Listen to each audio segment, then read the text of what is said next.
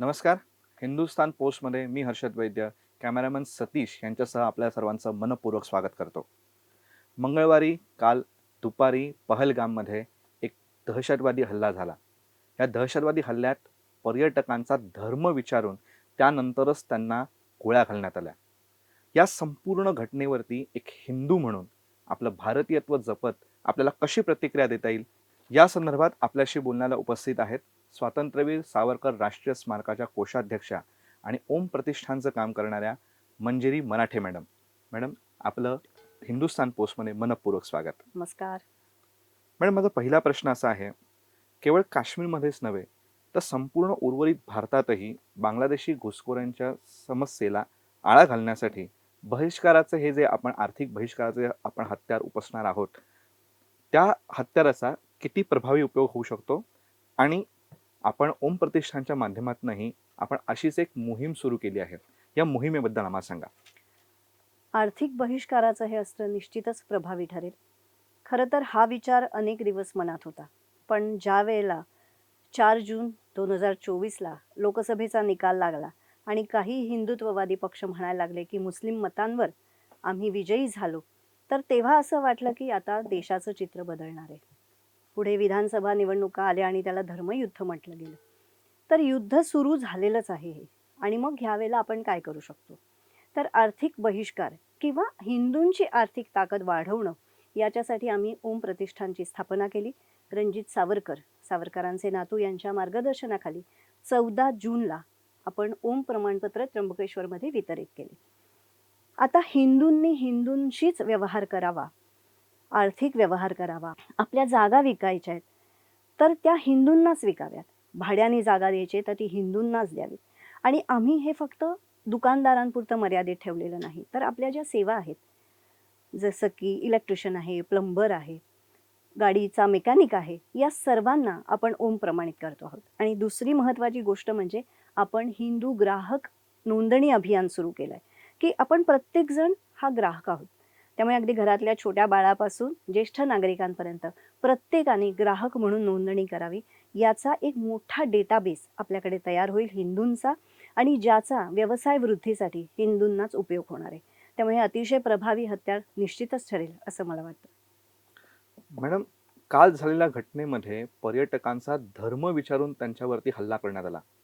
पण आपल्याकडे इतकी महत्त्वाची, इतकी भयानक गोष्ट घडत असताना सुद्धा काही प्रादेशिक पक्ष, मराठी, अमराठी किंवा काही राष्ट्रीय पक्षांचे अध्यक्ष राहिलेले व्यक्ती जातीनिहाय जातगणनेची किंवा जनगणनेची मागणी करतात. हे सगळं ह्या संपूर्ण गदारोळामध्ये ह्या अशा काही मागण्या करणं काही पक्षांकडनं होणं हे कितपत योग्य आहे? हे निश्चितच चुकीचं आहे. आत्ता देशातली आणि जगातली परिस्थिती पाहता आपण फक्त हिंदू म्हणून एकत्र येणं, एकत्र उभं राहणं हे गरजेचं आहे. आपल्याला जाती जातीत विभागलं जात आहे, भाषामध्ये विभागलं जात आहे. आता ते सर्व वाद बाजूला ठेवून, मराठी आहे, हिंदी आहे का तो गुजराती आहे, हे सगळे वाद बाजूला ठेवून आपण हिंदू म्हणून एकत्र येण्याची गरज आहे. तर आपलं अस्तित्व टिकणार आहे. काही काळापूर्वी, काही वर्षांपूर्वी भैये, टॅक्सीवाले भैये आहेत, त्यांना आपण हाकलून लावलं. त्यांना त्यांच्या त्यांच्या राज्यात आता चांगलं काम मिळतंय. पण इथे काय? आज ओला, उबर, टॅक्सी चालक कोण आहेत? हे कोण बघणार? जे कधी ओला, उबरमधून फिरतच नाहीत, त्यांनी हा विचार करणं गरजेचं आहे की सर्वसामान्य माणूस जो ओला, उबरमधून फिरतोय, तो काय परिस्थितीमध्ये आहे? तुमच्या मुलीबाळी त्यांच्याबरोबर जात आहेत, तर त्यांना काय परिस्थितीला तोंड द्यावं लागेल? हा विचार करणं गरजेचं आहे. आत्ता भाषा, प्रांत, जात हे सगळं बाजूला ठेवून फक्त हिंदू म्हणून सगळ्यांनी एकत्र येण्याची गरज आहे. आणि सोशल मीडियावरती जे युद्ध चालू असतं तेही कुठेतरी थांबलं पाहिजे. आज प्रत्येकजण विचारवंत झालाय, प्रत्येकजण अभ्यासक झालाय.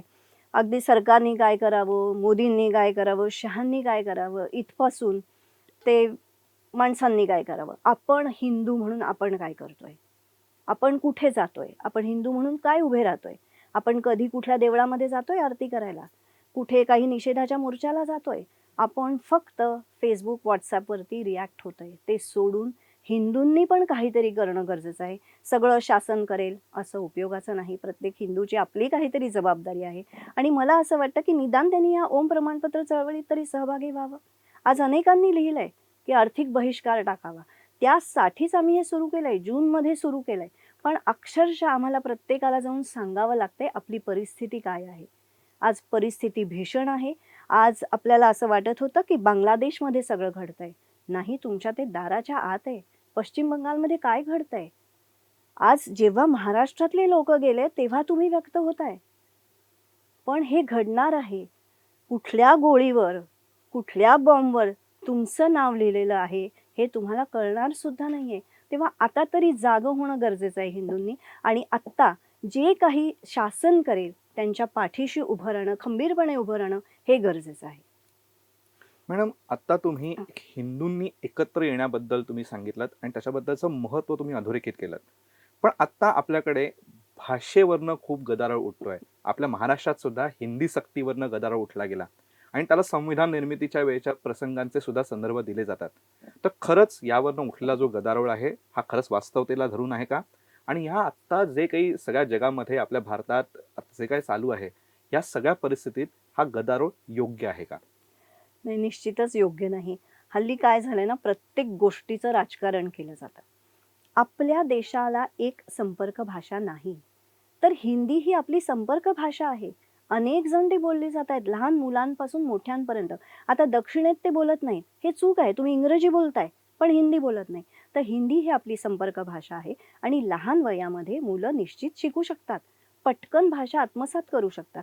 एक तुम्ही सुचवू शकता की ठीक आहे, बोर्डाच्या परीक्षेला त्याचं बंधन घालू नका, पण भाषा शिकायला काय अडचण आहे. पण आम्ही प्रत्येक गोष्टीमध्ये राजकारण बघतो. पण हिंदी ही संपर्क भाषा व्हायला हवी. एक उदाहरण तुला सांगते की स्वातंत्र्यवीर सावरकर जेव्हा अंदमानमध्ये होते तेव्हा त्यांनी तिथे हिंदी भाषेचा प्रचार केला. आणि हा हिंदी भाषेचा प्रचार ते 1906 मध्ये जेव्हा लंडनमध्ये होते तेव्हापासून करत होते की हिंदी ही आपली राष्ट्रभाषा झाली पाहिजे आणि देवनागरी ही आपली राष्ट्रलिपी झाली पाहिजे.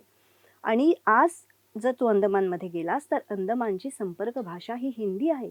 त्यामुळे कशासाठी हा गदारोळ? ही आपली हिंदी ही आपली भाषा भगिनी आहे. तिला बरोबर घेऊन चाला ना. तुम्हाला इंग्रजी चालते पण हिंदी नको, हा कुठला न्याय? शिक्षणासाठी इंग्रजी हवी, त्यात वादच नाही. पण तुमची भाषा तुम्हाला शिकायला विरोध तुमचा, हे अत्यंत चुकीचं आहे. हिंदी ही आपली संपर्क भाषा आहे देशाची आणि ती निश्चितच शिकली जायला हवी. त्यातून मार्ग काढावा शासनाने.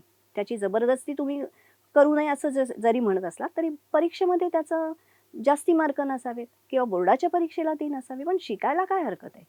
आणि लहान वयात शिकणं हे अतिशय सोपं असतं. मॅडम, तुम्ही आज ह्या संपूर्ण एका सिरियस भयंकर घटनेच्या पार्श्वभूमीवरती आपण आज चर्चा करतो आहोत. त्या ह्याच्यामध्ये तुम्ही आज हिंदू एकतेचं महत्त्व इतक्या चांगल्या शब्दांमध्ये आणि इतक्या चांगल्या मुद्द्यांचा आधार घेत अधोरेखित केलं आणि आमच्या संपूर्ण प्रेक्षकांपर्यंत ही सगळी माहिती पोचवलीत. याबद्दल हिंदुस्थान पोस्टच्या सर्व प्रेक्षकांच्या वतीने आपले मनःपूर्वक आभार. धन्यवाद. ह्या होत्या मंजिरी मराठे मॅडम.